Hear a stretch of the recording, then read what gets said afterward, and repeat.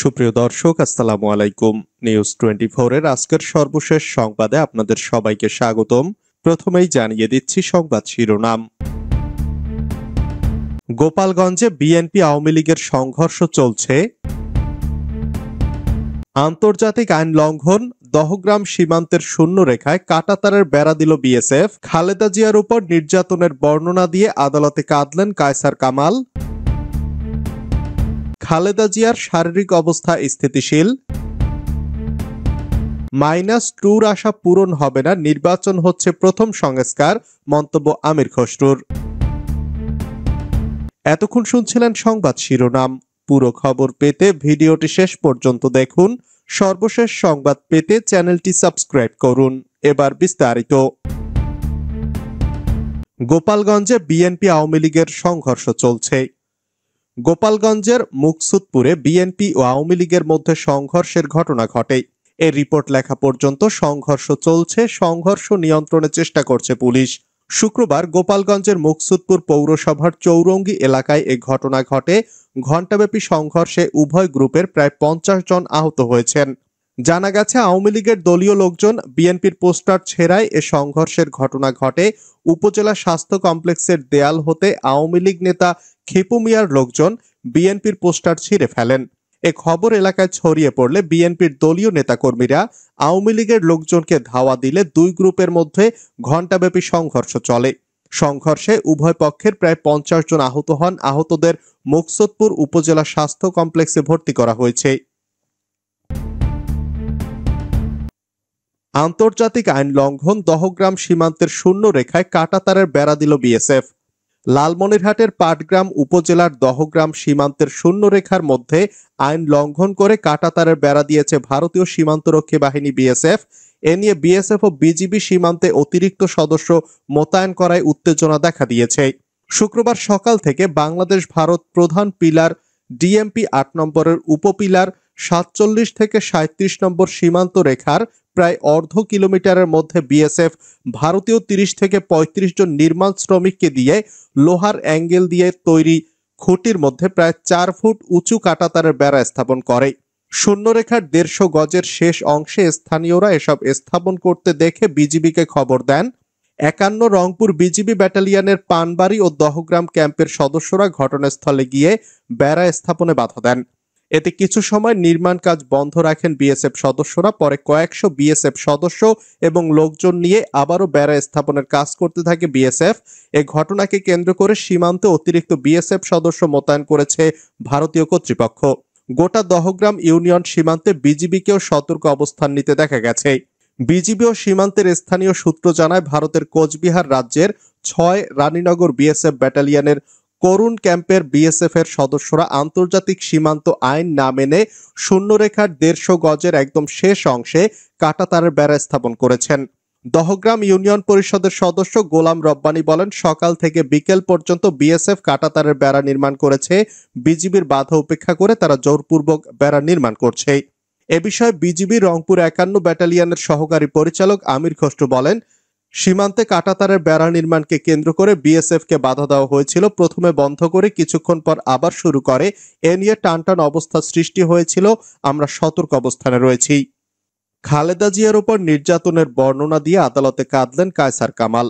Zia orphanage trust মামলায় BNP chairperson ও সাবেক প্রধানমন্ত্রী খালেদা জিয়ার 342 ধারায় দেওয়া বক্তব্য সুপ্রিম কোর্টের আপিল বিভাগে তুলে ধরে অশ্রুসিক্ত হলেন ব্যারিস্টার কায়সার কামাল। এই মামলায় সাজা বাড়িয়ে হাইকোর্টের দেওয়া 10 বছরের কারাদণ্ডের বিরুদ্ধে খালেদা জিয়ার আপিলের শুনানি প্রধান বিচারপতির নেতৃত্বে আপিল বিভাগ বেঞ্চে বৃহস্পতিবার তৃতীয় দিনের মতো অনুষ্ঠিত হয়। আদালত পরবর্তী শুনানির জন্য আগামী 14 জানুয়ারি দিন ধার্য করেন। শুনানির এক পর্যায়ে এই মামলায় খালেদা জিয়া ও তার পরিবারের সদস্যদের উপর অত্যাচার নির্যাতনের বর্ণনা দিতে গিয়ে কেঁদে ফেলেন জাতীয়তাবাদী আইনজীবী ফোরামের মহাসচিব ও বিএনপির আইন বিষয়ক সম্পাদক ব্যারিস্টার কায়সার কামাল। এ সময় প্রধান বিচারপতি ডক্টর সৈয়দ রেফাত আহমেদ ও আপিল বেঞ্চের বিচারপতিরা রায়ে উল্লেখিত খালেদা জিয়ার সেই বক্তব্য মনোযোগ দিয়ে শোনেন। এ সময় আদালত কক্ষে উপস্থিত অনেক আইনজীবীকেও আবেগ আপ্লুত হতে দেখা যায়। তখন এজলাস কক্ষে শুনশান নীরবতা বিরাজ করেছিল। এই মামলায় 342 ধারায় খালেদা জিয়ার দেওয়া বক্তব্যের যে অংশবিশেষ ব্যারিস্টার কায়সার কামাল সর্বোচ্চ আদালতে উপস্থাপন করেন। সেখানে উল্লেখ করা হয়, প্রায় ৩ যুগ আগে মানুষের ডাকে ও ভালোবাসায় সাড়া দিয়ে আমি রাজনীতির অঙ্গনে পা রাখি। সেদিন থেকে বিসর্জন দিয়েছি নিজের ব্যক্তিগত ও পারিবারিক জীবনের সুখ স্বাচ্ছন্দ্য। আমি কেন রাজনীতিতে এসেছিলাম? নিশ্চিত ও নিরাপদ জীবন ছেড়ে কেন আমি ঝুঁকিপূর্ণ অনিশ্চিত পথে পা দিয়েছিলাম? তখন আমার সামনে মসনদ কিংবা ক্ষমতার কোনো হাতছানি ছিল না। রাষ্ট্র ক্ষমতা অবৈধ দখলদারীরা চায়নি আমি রাজনীতিতে থাকি। বক্তব্যে খালেদা জিয়া বলেন, আমি রাজনীতি না করলে তারা আমাকে অনেক বেশি সম্মান ও সুযোগ সুবিধা দেওয়ার কথা বলেছিল। রাজনীতি করলে অনেক দুর্ভোগ পোহাতে হবে বলে আমাকে ভয়ভীতি দেখানো হয়েছিল। সবকিছু উপেক্ষা করে আমি রাজনীতিতে সক্রিয় ভূমিকা রাখি, কারণ দেশে তখন গণতন্ত্র ছিল না। জনগণের নির্বাচিত সরকারকে হটিয়ে ক্ষমতা দখল করে নেওয়া হয়েছিল। জনগণের অধিকার ছিল না। গণতন্ত্র ও মানুষের অধিকার প্রতিষ্ঠার লক্ষ্যে শুরু থেকেই আমাকে রাজপথে নামতে হয়েছিল। এই মামলায় ৩৪২ ধারায় দেওয়া বক্তব্যে খালেদা জিয়া আরো বলেন, আমি রাজনীতিতে এসেছিলাম শহীদ জিয়াউর রহমানের আদর্শের পতাকা হাতে নিয়ে। আমার সংগ্রাম শুরু হয়েছিল তার অসমাপ্ত কাজ সমাপ্ত করার লক্ষ্য নিয়ে। আমি সবসময় চেয়েছি বাংলাদেশ যেন গণতান্ত্রিক পথে পরিচালিত হয়, মানুষের যেন অধিকার থাকে, মত প্রকাশের স্বাধীনতা থাকে, বিচার বিভাগ ও সংবাদপত্রের স্বাধীনতা থাকে। আমি চেয়েছি আমাদের অর্থনীতি যেন শক্তিশালী হয়, বিশ্ব সভায় বাংলাদেশ মর্যাদার আসন পায়। সেই লক্ষ্যসমূহ অর্জনের জন্যই আমার রাজনীতি। আমি রাজনীতিতে যোগ দিয়ে দেশ ও জনগণের ভাগ্যের সঙ্গে নিজের ভাগ্যকে একাকার করে ফেলেছি। আমার নিজের কোনো পৃথক আশা আকাঙ্ক্ষা নেই। জনগণের আশা আকাঙ্ক্ষাই আমার আশা আকাঙ্ক্ষায় পরিণত হয়েছে। তিনি বলেন, আমার জীবন পুরোপুরি জড়িয়ে গেছে এদেশের মানুষের স্বপ্ন ও প্রত্যয়ের সঙ্গে, তাদের দুঃখ সুখ ও উত্থান পতনের সঙ্গে, দেশের মানুষের জীবনের চড়াই উতরাই ও সমস্যা সংকটের সঙ্গে, তাদের বিজয় এবং সমস্যা ও সমৃদ্ধির সঙ্গে। প্রিয় মাতৃভূমি বাংলাদেশ এবং এদেশের মানুষ যখন এই দুর্ভোগ ও দুর্বিপাকের মুখে পড়েছে, তখন আমিও দুর্যোগের মুখে পড়েছি। দেশ জাতি যখন সমস্যায় আক্রান্ত হয়েছে, অধিকার হারিয়েছে, বিপন্ন হয়েছে, তখন আমিও নানাভাবে আক্রান্ত হয়েছি। আমার পরিবারও পড়েছে নানামুখী সমস্যা সংকটে। বারবারই প্রকাশ হয়েছে যে বাংলাদেশ ও এদেশের জনগণের ভাগ্যের সঙ্গে আমার নিজের ও আমার পরিবারের ভাগ্য এক সূত্রে গাঁথা হয়ে গেছে।